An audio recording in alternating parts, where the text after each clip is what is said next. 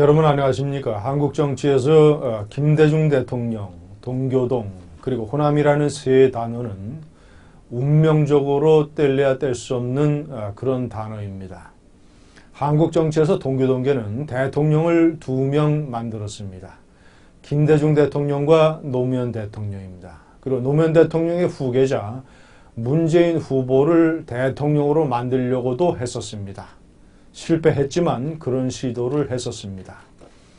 김대중 대통령에 이어서 노무현 대통령 세력은 동교동과 깊은 유착관계를 맺었었습니다. 그런데 그런 동교동계가 권노와 고문을 필두로 주력 부대가 최근 문재인 대표의 더불어민주당을 전격적으로 탈당했습니다. 한국 정치사의 일대 사건이 아닐 수 없습니다. 호남이 요동치고 있습니다. 문재인 대표 세력은 호남에서 크게 흔들리고 있습니다. 그런데 노무현 문재인 대표 세력과 권노각 고문의 동교동계가 갈등을 겪기 훨씬 이전에 12년 전에 노무현 대통령 세력을 거부했던 동교동계의 핵심 인사가 있습니다. 바로 한화갑 전 민주당 대표입니다. 한화갑 전 대표는 권노각 고문과 함께 동교동의 양대 축이라고 할 수 있습니다. 오늘은 한화갑 전 대표를 모시고 노무현 세력과 동교동계의 오랜 갈등의 적나라한 속사정을 한번 들어보기로 하겠습니다. 그리고 4월 총선의 전망도 한화갑 전 대표께 여쭤보겠습니다. 안녕하십니까? 네, 안녕하십니까? 권노갑 고문을 필두로 한 동교동계의 탈당을 어떻게 보셨습니까? 저는 큰 사건으로 보죠. 저는 이미 그 야당을 여러 해 전에 탈당을 했기 때문에 제가 당적이 없습니다. 그래서 이 권노갑 고문하고 같이 행동을 못했지만은 당적을 가지고 있었더라면 같이 탈당했을 것입니다. 저는 그렇게 비유를 합니다. 앞으로 지금 더불어민주당이 이제 수명을 다했다는 것을 권노갑 이 고문의 탈당이 웅변으로 증명해 주는 것입니다. 저는 비유를 그렇게 하고 싶어요. 2차 대전 당시 그 일본이 그렇게 항복을 거부하다가 결국 이 원자탄 두 방이 일본에 떨어지니까 무조건 항복했잖아요. 그래서 이 한국 그 야당사에서 이번에 그 동교동계의 탈당은 한국 야당사 또 물론이지만은 이 노무현 그 후계자들이 세워놓은 이 더불어민주당에는 일본이 패망하는 계기를 갖다 준 결정적인 그런 전기를 마련했다. 그래서 앞으로 이 더불어민주당이 재기하기가 어렵지 않느냐, 저는 그 생각을 합니다. 더불어민주당에 대한 원폭 투하라고 말씀하셨네요. 자, 이 한 대표를 포함을 해서 이 동교동계가 가지고 있는 문재인 대표를 중심으로 하는 친노 강경파 세력에 대한 가장 큰 불만은 뭡니까? 그것은 좀 이제 소급에 올라가면 좀 길어질 수 있어요. 우선 제가요, 이 노무현 정부하고 김대중 정부 그 다른 점을 내가 얘기하고 싶어요. 김대중 대통령 주변에는요, 60년대, 70년대, 80년대 그 어려운 시대를 거쳐오면서 김대중 대통령을 만들자는 그 그룹이 있었습니다. 이 사람들이 결국 김대중 대통령을 만드는 데는 기여한 건 사실이에요. 그러나 대통령이 된 다음에 청와대를 간다든지 내각에 들어가질 않았습니다. 집단적인 선언을 했었죠. 그때 97년도 제가 그 기초해가지고 제가 선언을 했죠. 우리는 김대중 대통령이 돼도 청와대도 안 갈 것이고 내각에도 안 가겠다. 선출직에만 나가겠다. 이래서 그 약속을 지켰어요. 그러니까 대통령 만들 때까지 노력했던 사람들은 저는 표현을 좀 어떻게 생각하실지 모르지만 제 나름대로 이 개국공신에 비유합니다. 그러니까 개국공신들의 역할은 김대중 대통령 당선되자 거기서 끝난 거예요. 그래 정치적으로 선출직 외에는 다른 관록을 이어가지 못했어요. 그런데 노무현 대통령은요, 대통령이 되자마자 초대 내각이나 이 청와대 진용을 전부 자기 대통령 만들려고 애쓴 사람 데려다 다 짰습니다. 네. 그렇게 해가지고 이 사람들 청와대 이 관록 가지고 전부 총선에 내보냈어요. 아. 예. 예. 그래서 노무현 세력이 형성이 된 겁니다. 정치적으로. 예. 그러니 이제 김대중 세력은 이 김대중 대통령 끝나고 이제 개국 공신은 개국 공신대로 이제 이 갈라지고 이 5년 동안 새로 채용된 사람들이 과거에 호의호식 하던 사람들이 거기 가서 이제 청와대 내각 차지하고 말이죠. 예, 예. 그 관록 차지하고 살았잖아요. 예. 그러나 이런 사람들은 고생이라는 게 모르는 사람들이요. 예, 예. 예. 그러니까 이런 사람들은 동교동이 아닌 거요. 한국 뭐 무슨 장관을 했다. 뭐 청와대 뭔 자리를 했다. 이건 거요.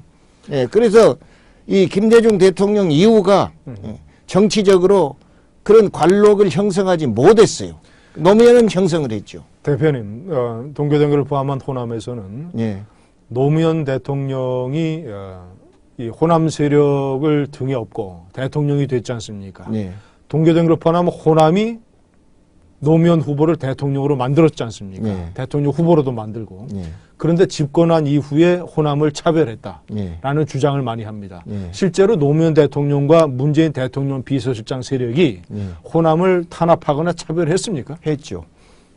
예, 우선 이런 점이 있습니다. 이 노무현 대통령이 대통령이 된 것은 누가 뭐래도 김대중 대통령이 후보로 밀어주라고 해서 밀어주고 예.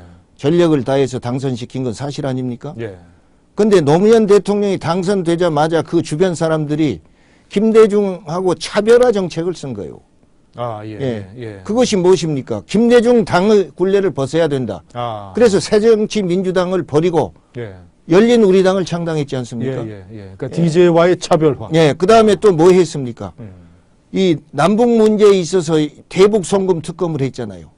그게 김대중이하고 난 달타 이거예요. 아. 내가 김대중 후계자가 아니다 이거예요. 나는 노무현 대통령이다 이거예요. 그럼 그게 이제 갈등의 뿌리겠구만. 아, 물론이죠. 뿌리. 예. 그 두 번째 그렇고 세 번째는 뭐냐?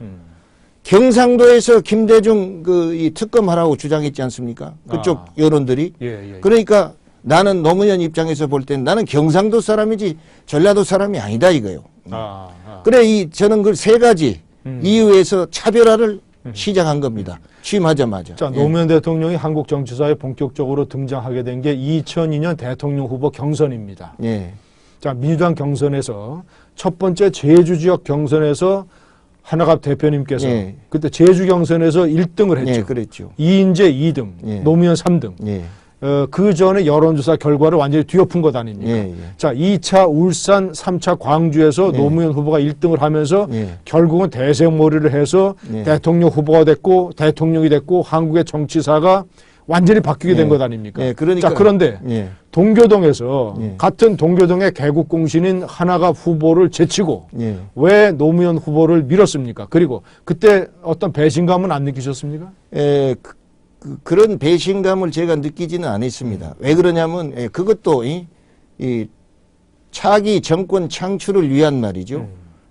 그런 이 프로그램에 의해서 한화갑의를 거부한 것이지 예. 딴 건 아니에요. 그건 간단합니다. 전라도 사람이 또 대통령이 되겠느냐? 아, 예, 어? 예. 김대중 대통령이 대통령 되는데도 수십 년 걸렸다 이거예요.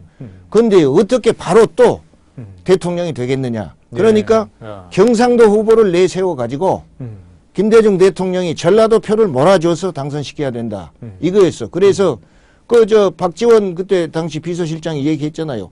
대통령한테 그렇게 진언해 가지고 이 선거 막바지에 광주 경선 때 그 박지원 비서실장이 광주 내려와 가지고 운동 다 정리하고 그러 올라갔어요. 아, 예. 예. 예. 그리고 이 동교동에서 그렇습니다. 이 어떤 사람들도 말입니다. 이 자기 식구 내에서는 견제 세력이지 협력한 세력이 아니에요. 아. 예. 이것이 이제 이 상하 관계 같으면은 협조도 하고 말이죠.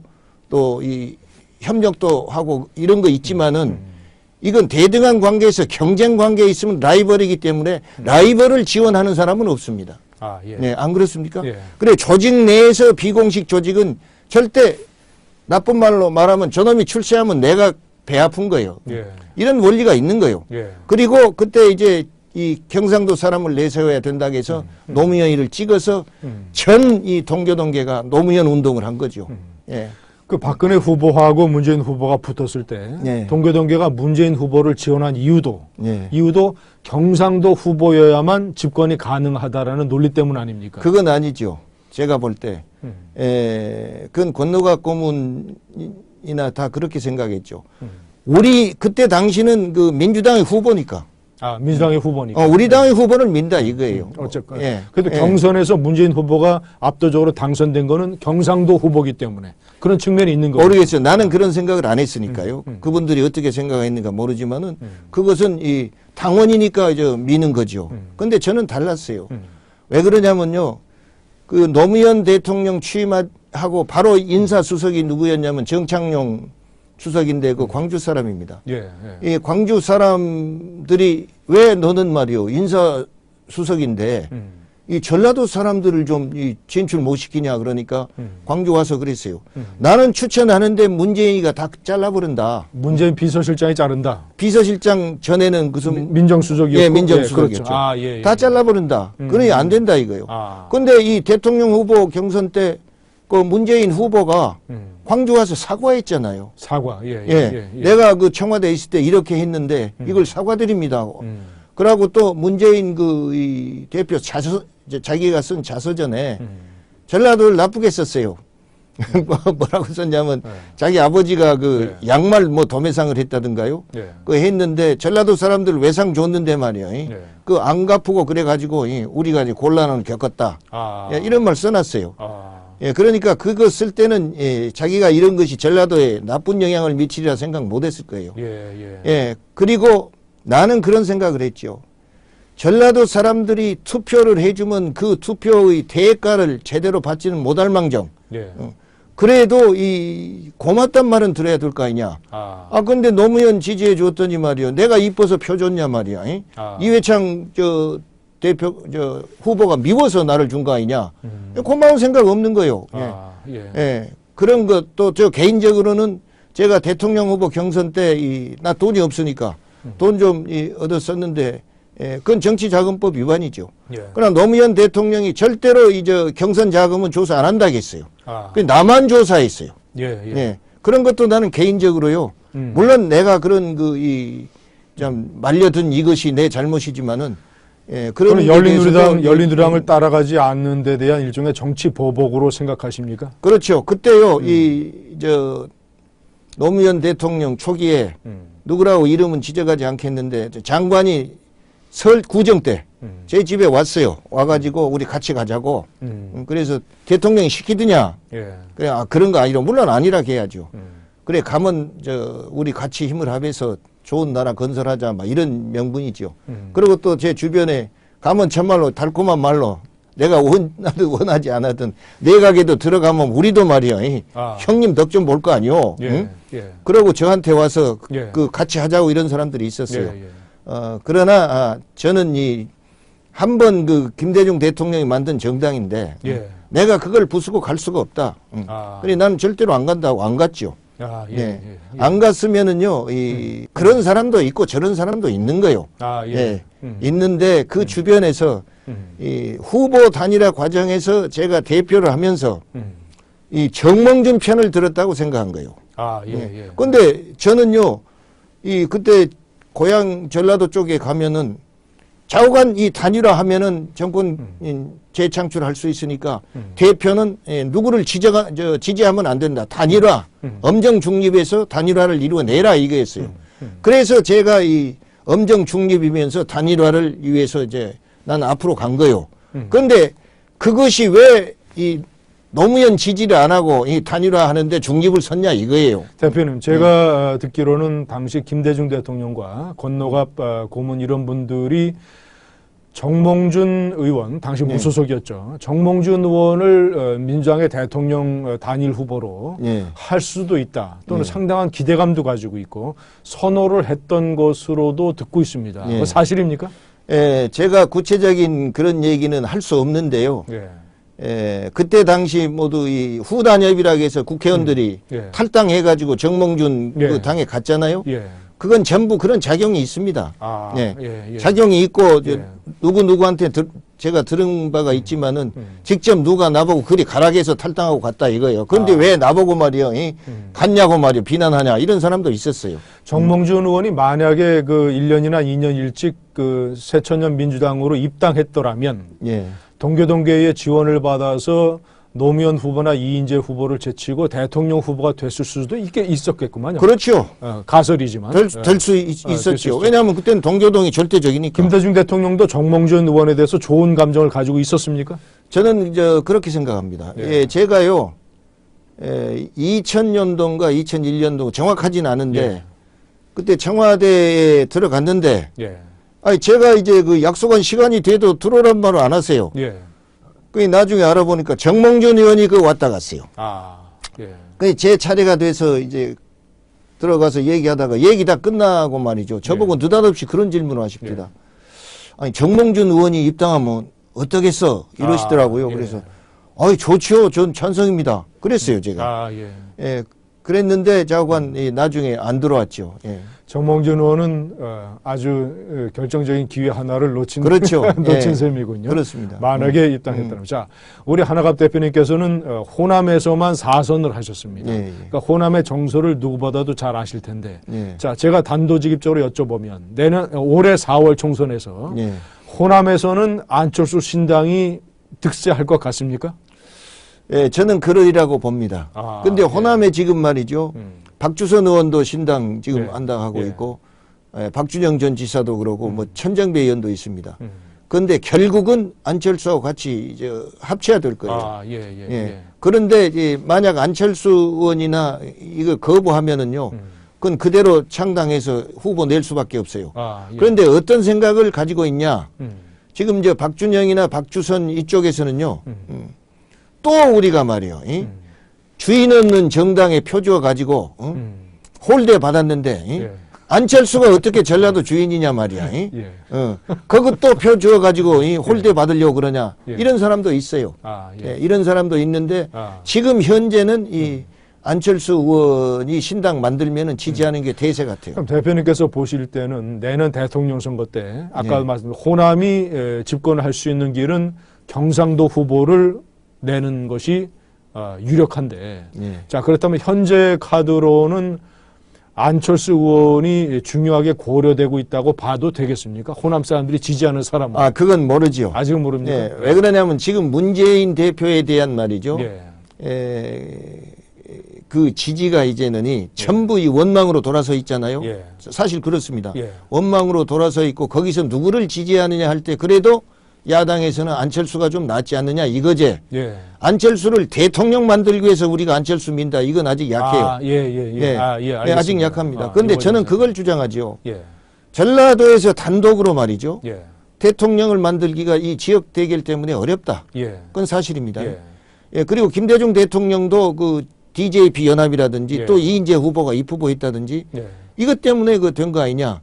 근데 우리가 DJ 대통령 당선되니까 소원 풀었다고 큰 대자로 누워서 한숨 자고 나니까 5년이 가버린 거예요. 그러니까 이제 허망하고 말이죠.